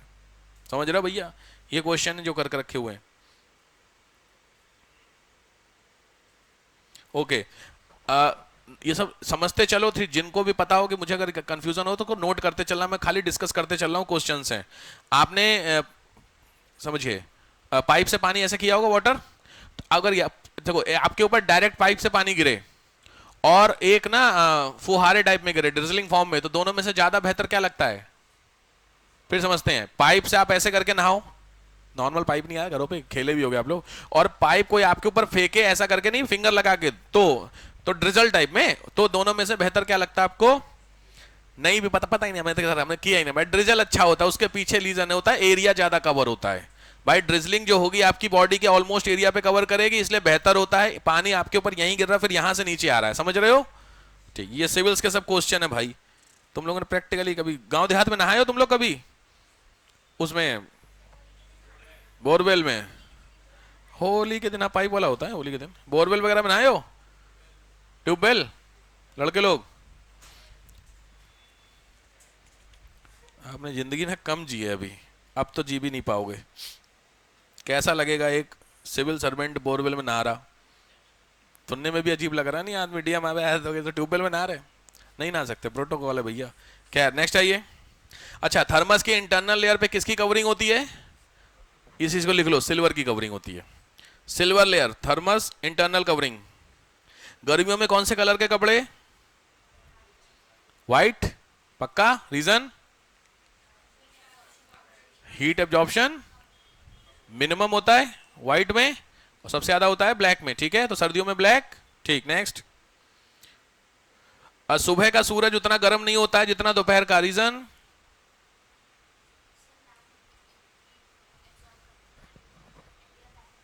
नहीं, सन जो होता है दिन में होता है, सुबह का दोनों में गर्मी, दोपहर में जा रहा है, सिंपल है यार सर, इसमें एंगल ऑफ रेस की बात हो रही है। सुबह होता है सूरज और दिन में आपके ऊपर आ जाता है, तो जो डिस्टेंस कम करेगा तो गर्मी लगेगी कि नहीं लगेगी? तो भाई लंबी दूरी से आ रही वेज और पास से आ रही तो गर्मी होगी कि नहीं होगी? सिंपल है, तो यहां पे डिस्टेंस फैक्टर काम करेगा। नेक्स्ट,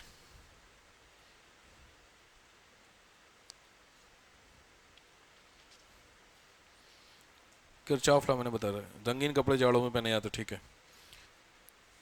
आपने बर्तन देखे होंगे जनरली गांव देहात में, जो पॉट यूज किए जाते हैं खाना बनाने के लिए, उनके जो बाहरी एक्सटर्नल लेयर होती है वो ब्लैक होती है। चूल्हे पे खाना बनाया है कभी? बनाते हुए देखा है, बनते हुए देखा है, तो उसका जो नीचे वाला लेयर होता है जो चूल्हे पे रहते हैं बेसिकली, वो व्हाइट कलर, वो ब्लैक कलर की होती है। नहीं भी होती है तो गांव देहात वाले उस पर कालिख लगाते हैं कोयले की, उसके पीछे का रीजन क्या होगा? Heat absorbent. जितना ज्यादा आपने बर्तन जो होगा वो जितना ब्लैक कलर का बर्तन होगा उतना ज्यादा हीट एब्जॉर्ब करेगा, उतना जल्दी गर्म होगा, उतना जल्दी खाना बनेगा, ठीक है। नेक्स्ट, ग्रीन हाउस तो जानते ही होंगे आप लोग, ग्रीन हाउस क्या होता है?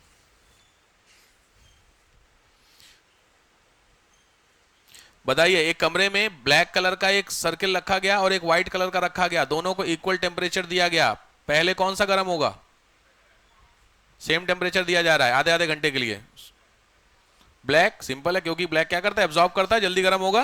ठीक, ये सुन, ये जो मैं बोल रहा हूं ये सिविल सर्विसेज, एमपीपीएससी, यूपीपीसीएस, इन सबके क्वेश्चन ही हैं जो डिस्कस कर रहा हूं आपसे, ठीक है। नेक्स्ट लिखो, वाटर, एल्कोहल, ईथर।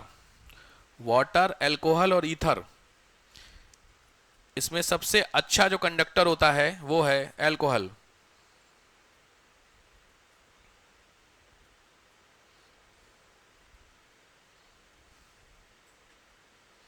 इसीलिए जितने भी थर्मस फ्लास्क आते हैं, वो थर्मल फ्लास्क कभी भी चेक करना, कलर्ड नहीं होते हैं। नहीं बाहर फूल पत्ती बनी हो तो वो गर्म नहीं रहे, फूल पत्ती वाले वो ऐसे ही होते हैं 200-400 रुपए में, जो कायदे में मिल्टन बिल्टन वाले तुमने खरीदे हैं प्रॉपर, उसके देखो स्टील कवरिंग होती है, प्रॉपर ऐसे होता है, उसको नहीं हल्के से स्लेटी कलर के होते हैं, हल्के से ना ग्रे कलर के, वो यही होता है reason. Next,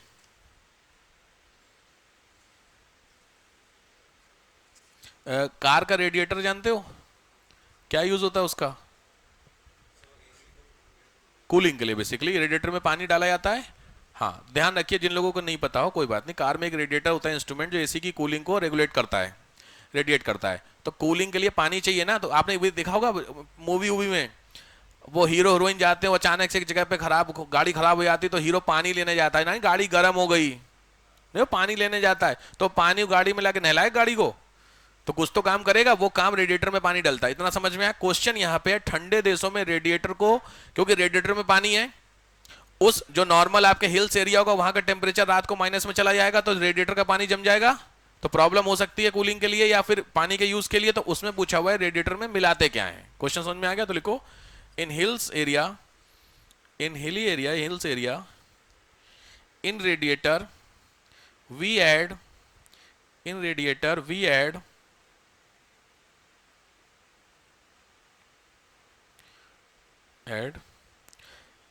ethylene glycol, ethylene glycol को मिलाया जाता है बचाने के लिए। ग्लाइकॉल,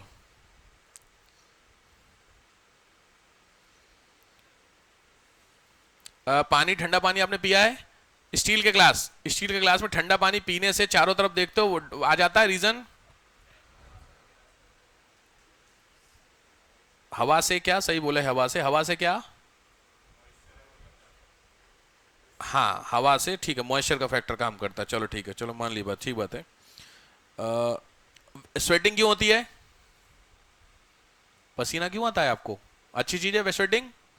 बुरी चीज है? अच्छी चीज है। क्यों अच्छी चीज है? स्वेटिंग क्या काम करता है? सिंपली एक्सचेंज ऑफ हीट, जो बॉडी में हीट होती है उसको बाहर निकालने का जो तरीका होता है, उसमें एक फॉर्म आपका क्या होता है? स्वेटिंग। ठीक हो गई, ये ध्यान रखना। नेक्स्ट, घड़े में पानी पियो, घड़े में सब लोग पियोगे, घड़े के पानी को आप लोगों ने नोटिस किया है, घड़े के पानी को और ठंडा करना है तो हाँ ना बर्फ डाल दें, घड़े के पानी को और ठंडा है तो घड़े के पानी के जो आउटरनल सर्विस को कपड़ा लगा दें और उसमें थोड़ी थोड़ी देर में पानी मारते रहते हैं। देखिए सिंपल वेपराइजेशन प्रोसेस होगी, घड़े के जो पोर्स होते हैं वहां से जो एनर्जी होगी निकलती रहेगी, पानी गर्म होगा ही नहीं आपका। ठीक हो गई बात? वेरी गुड, ये पता है आपको। आप लोगों ने वहां देखा होगा उसी में वो जो बर्फ वाला मैं बता रहा था, अबे अभी जो बोल रहा था मैं, काला खट्टा, उसी वाले में आप लोगों ने एक और जगह वो बेचते हैं यार, वो बर्फ वाला डेल नहीं, वो जल जीरा, वहां देखा जल पिया आप लोग जल जीरा? खतरनाक वाला नहीं, पूरा ऐसे इतना बड़ा हैंडल होता है, निकाल निकाल के उसमें से है, वो भी पानी खतरनाक ही होता है, बिस्लेरी नहीं होता वो। नेक्स्ट, ये कॉमन क्वेश्चन है, हमेशा हाई पीक पर जो आइस होती है, स्नो हमेशा जमी रहती है, रीजन क्या होगा? ऑब्वियसली टेम्परेचर 0 से नीचे होगा तभी तो, ये पूछ इतना है नहीं इंपॉर्टेंट। अच्छा, अगर तेज हवा चले तो ड्यू बनने के चांस होंगे या धीरी हवा में? ड्यू समझते हो? ओस, तो जो ड्यू बनती है वो तेज हवा में बनेगी कि या धीरी हवा में? क्वेश्चन समझ गए? पक्का? तो क्या आंसर होता है? तेज हवा में, धीरी हवा में, बिल्कुल सही है, लिख लीजिए। स्लो विंड डैश करके ड्यू फॉर्मेशन, बहुत इंपॉर्टेंट है।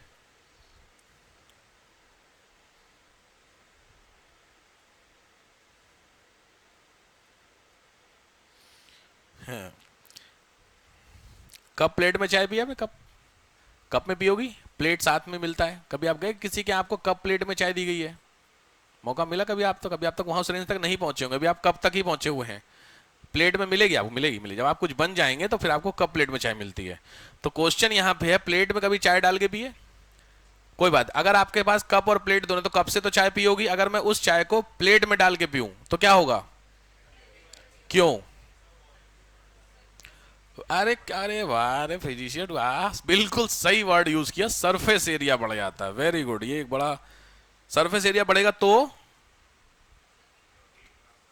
हीट आपकी आसानी से, सीधी बात है, वेपराइजेशन का रेट बढ़ जाएगा। जितना बड़ा एरिया होगा, जैसे दूध वगैरह आपने देखा ठंडा करते हैं छोटे बच्चे को स्कूल जाने के लिए, तो अगर गिलास में रखा रहता टाइम लगता है, उसी को किसी बकेट बड़ा सा उसमें डाल दो, जल्दी ठंडा होता है। रीजन एरिया बड़ा, वेपराइजेशन फटाफट फटाफट होगा, तो वेपराइजेशन होगा तो ठंडा जल्दी होगा। ठीक है,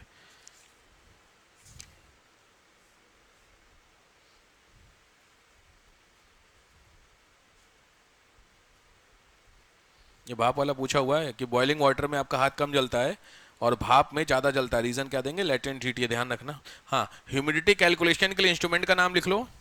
ह्यूमिडिटी कैलकुलेशन के लिए इंस्ट्रूमेंट का नाम है हाइग्रोमीटर, HYGRO, हाइग्रोमीटर,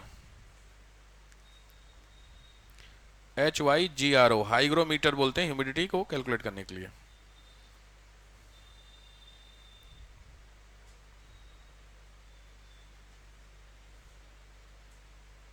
सुराही देखियो, सुराही, घड़ा देखो, घड़ा, घड़े का और सुराही में देखियो लंबा सा होता है, दोनों में से ज्यादा पानी किस में ठंडा रहता है? क्यों? अभी मैंने सरफेस एरिया बताया आपको, जितना चौड़ा सरफेस एरिया होगा उतना वेपराइजेशन ज्यादा होगा, जितना पतला हो जाएगा, सरफेस सुराही ऐसी होती लंबी सी, तो जितनी लंबी सी होगी याद रखिए, तो नीचे आपका पानी है, लेकिन ये लंबाई ज्यादा है और घड़े का एरिया ज्यादा है, तो एरिया ज्यादा होगा तो वेपराइजेशन तेज हो रहा है। जितना पतला करते जाओ और पतला, सुराही बिल्कुल पतली कर दो, लॉजिक बात है, आपका पानी हमेशा ठंडा रहेगा। रीजन समझ गए? ये पूछे हुए हैं भाई ये, अब तो नहीं आती, पहले सुराही उराही होती तब तो।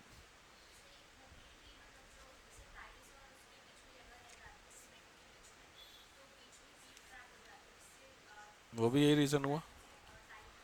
हाँ ठीक है, वो भी ये काम करेगा। हाँ, सर्दियों में एक आप मतलब मोटे कपड़ा पहनिए और दो पतले पतले कपड़ा पहनिए, दोनों में से ज्यादा बेहतर कौन सा काम करेगा? दो, हाँ याद रखिए, सर्दियों में आप एक स्वेटर पहनो और दो शर्ट पहनो, जिसमें बेहतर काम शर्ट करेगी। रीजन है, तुम्हारी जो एक शर्ट और दूसरी शर्ट के बीच में एयर आ जाती है और वो एयर बाहर नहीं निकल पाती है, तो एज ए बैड कंडक्टर काम करती है, तो गुड कंडक्टर काम नहीं करेगी। जब एयर बाहर नहीं जाएगी तो बाहर वाली एयर अंदर नहीं आएगी, तो बाहर वाली जब अंदर नहीं आएगी तो बाहर कौन सी एयर है? ठंडी। वो ठंडी एयर जब नहीं आएगी तो आपको ठंड नहीं लगेगी। That is the only reason गांव देहात में जब लोग बाइक चलाते हैं वो लोग पेपर यूज करते हैं। मैं हमेशा बताता हूँ इस चीज को लेकर के, गांव देहात में जो लोग भी बाइक चलाते हैं, ड्राइव करते हैं, वो अपना जो जैसे शर्ट पहनते हैं, शर्ट के ऊपर जैकेट पहनते हैं, तो जैकेट और शर्ट के बीच में पेपर लगा लेते हैं, नॉर्मल न्यूज़पेपर। ये गांव देहात का बहुत कॉमन है सर्दियों से बचने का, क्योंकि देखो यहाँ पे सर्दी नहीं पड़ती है, असली सर्दी देखनी होगी तो गांव देहात में जाना, प्रॉपर देखो माइनस में पड़ती है वहाँ पे। तो वहाँ पे जो लोग रेगुलर है, मार्केटिंग वाले जो बाइक को यूज करते हैं फ्रीक्वेंटली, वो लोग तो लॉजिक, इतना स्वेटर और जैकेट तो पॉसिबल नहीं है, तो वो यही पहन लेते हैं। इवन बहुत सारे, मैं जब गांव एक आध हफ्ते के लिए जाते हैं हम लोग, तो मैं वहाँ नोटिस किया मैक्सिमम लोग, मुझे नहीं बात, मुझे वहीं जाकर के पता चली, जैसे शर्ट पहनी, जैकेट पहनने से पहले यहाँ पे पूरा पेपर लगा लिया, नॉर्मल न्यूज़पेपर चौड़ा होता है ना पूरा बड़ा सा, उसको लगा लिया, ऊपर से जैकेट पहन ली, बस खत्म। सोचो एक शर्ट और जैकेट में उतनी सर्दी में काम चल जाता, बिकॉज जो बाहर की हवा वो अंदर जा ही नहीं रही, क्या रोक रहा है उसको? वो पेपर। लेकिन ये है, जहां पे उतरते हैं, जब उसको पेपर को बाहर निकालते हैं तो पेपर सॉलिड हो चुका होता है। मेरी बात समझ, नॉर्मल पेपर को आप फोल्ड कर लेंगे, लेकिन उस पेपर को आप ऐसे ऐसे तोड़ेंगे, जैसे पापड़ होता है तोड़ते हैं उसको, वैसे वो पेपर ऐसे ऐसे टूटता है। रीजन समझ रहे हो? वो जितनी हवा थी उसने ग्रैब्स कर ली, ये काम करता है। ये गांव देहात का बड़ा, मे भी आपको आइडिया ना हो इसका, सर्दियों में बचने के लिए बहुत अच्छा होता है। इसीलिए कई बार होता है जो स्टेशन वगैरह पे नहीं वेंडर वगैरह सोते हैं, वो पेपर ओढ़े, आपने देखा पेपर ओढ़े रहते हैं, पेपर बिछा करके सोते हैं। ये मौका मिला आपको सोने का, पेपर बिछा गया, पेपर ओढ़ने का? गांव देहात में कभी नहीं, क्योंकि आप लोगों ने ना, मैंने बोला उतनी अभी मेहनत नहीं की है। बहुत जब एग्जाम्स देने हम लोग जाते थे तो इस एग्जाम में हर जगह होटल्स नहीं मिलते थे पहले, तो स्टेशन पे रुकना पड़ता था, या 2-3-4 घंटे के लिए वेटिंग है तो उसके लिए पॉसिबल नहीं होटल। तो जब स्टेशन पे बहुत सारे लोग, सर्दियों में कभी जाना, नोटिस करना, रात को 10-11-12 बजे का, तो स्टेशन पे जो लोग सोते हैं वो पेपर बिछा करके पेपर ही ओढ़ते हैं। ऐसा नहीं उनके पास चद्दर नहीं है, बेडशीट नहीं है, वो यूज नहीं कर सकते, बस उनके रीजन आप समझ रहे हो। ये बात उनको भी नहीं पता पेपर क्यों ओढ़े हैं, लेकिन उन्होंने 4 लोगों को देखा है कि ऐसा करते हुए। जो मैंने देखा ना इस चीज को, जब मैंने इसको समझा, फिर मुझे समझ में आया कि पेपर का क्या यूज होता है। ठीक है, तो इसीलिए कहीं पे भी जाइए, मैं आपको बता रहा हूं, बड़ा काम आता है न्यूज़पेपर, पढ़ने का काम आएगा ही, उसके अलावा बहुत सारे यूज करते हैं उसमें, ये भी काम आता है आपका। ये हो गया आपका रोगी वाला, हो गया। लिस्ट मैंने आपको बोल ही दिया कि आपको इसको कवर करके लाना है। टायर वाला हो गया, thermos, cryogenics, coastal area, heat engine. ठीक है, चलिए यहाँ पे आपका हीट वाला जो पोर्शन होता है वो समाप्त हो जाता है। अच्छी आज क्लास हुई आप लोगों की, लंबी। प्रिपेयर रहिए, मैंने बोला ना 11:30 तक के लिए प्रिपरेशन आपको करनी पड़ेगी। अब कल मैंने एक अनाउंसमेंट किया हुआ था उसके लिए, तो वो अनाउंसमेंट मैं कल से स्टार्ट करूंगा आप लोगों का। कुछ याद है वो इंटरव्यू गाइडेंस के लिए? मेरी बहुत पहले 3-4 हफ्ते, 4 हफ्ते, 5 हफ्ते पहले भी मैंने बोला था डिस्कशन करने के लिए। आप में से जो लोग भी हैं वो लोग 2 या 3 मिनट के लिए उस चीज पे डिबेट करें। डिबेट का मतलब समझते हैं? उस बात पे बोलना सीखिए।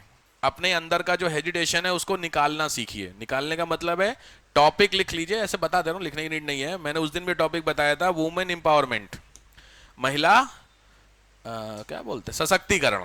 कुछ नहीं करना है, यहां आना है, खड़े होना है और आपको 2 मिनट बोलना है। बोल सकते हैं? नहीं बोल सकते हैं तो समस्या ये हो जाएगी, इंटरव्यू के लिए बड़ी दिक्कत हो जाएगी। तो जो आपका फियर है ना, फोबिया, उसको निकालें। किससे शर्माना? आप में से कौन है जो आईएएस है?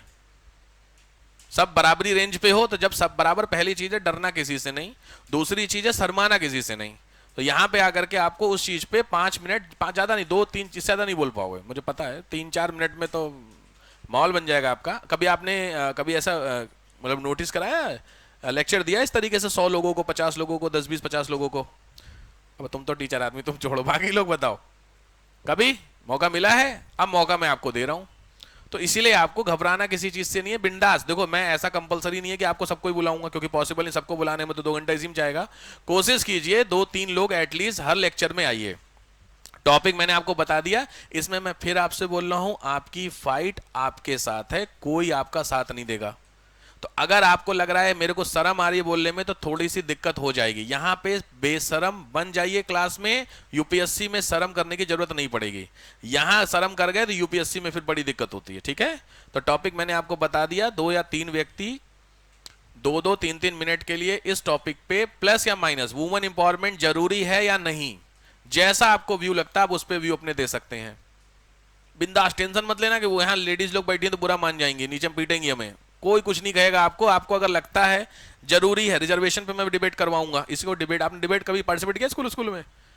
डिबेट नहीं होता था पॉजिटिव नेगेटिव दोनों में? तो इस तरीके की डिबेट में बोलना बहुत जरूरी होता है, ठीक है? तो बिंदास रहिए, टेंशन मत लीजिए। मैं उन टीचरों में से नहीं हूं कि नहीं नहीं तुम्हारा नाम लिखवाना फला ढिमका, कुछ नहीं, ठीक है? तो पहला टॉपिक ये हो गया आपका, डू वी नीड। या तो मैं तो सोच रहा था एक्चुअली पहले सबसे हल्का टॉपिक बोलना चाह रहा था मैं, क्योंकि अभी तो ये पढ़ाई लिखाई वाला टॉपिक है। मैं पहला ही क्वेश्चन पूछना चाह रहा था इंटरव्यू बेसिस पे, why do we want to be civil servant. हल्का टॉपिक है। आप तैयारी सिविल सर्वेंट की कर रहे हैं, पता है ना बात? अच्छा अच्छा, सिविल सर्वेंट है, पापा ने एडमिशन करा दिया, पता नहीं हम काहे के लिए। तो अगर सिविल सर्वेंट की तैयारी कर रहे हैं तो कुछ एम होगा आपका, कुछ तो सोचा होगा आपने। तो वो क्या आपने सोचा है उस चीज को डिस्कस करना है। पहले इस टॉपिक पे करते, रुको पहले मैं जरा कुछ चेक कर लूं आपकी फ्रीक्वेंसी कहां तक है, पहुंच पाओगे कि नहीं। तो पहले इस टॉपिक पे कि आप सिविल सर्वेंट क्यों बनना चाहते हैं, उस पर 2 या 3 मिनट पे आपको बोलना है। क्लियर हो गया? कोई दिक्कत तो नहीं किसी को? तो इस चीज पे बोलना है, इसके लिए स्पेशली क्लास मिस मत करना। अरे अबे तुम्हारी एज से होके मैं निकल के आया हूं, मैं इसलिए आपसे कह रहा हूं, मैं कोई जबरदस्ती नहीं करूंगा आपके साथ कि आपको खड़ा कर दूंगा यहाँ पे, नहीं तुमको बोलना ही बोलना है। समस्या पता, आप नहीं आओगे कहीं सर हमें ना बुला लें। ऐसा होता है, स्कूल में होता है, जिस दिन स्टोरी टेलिंग होती था हम तो गैप कर देते थे भाई।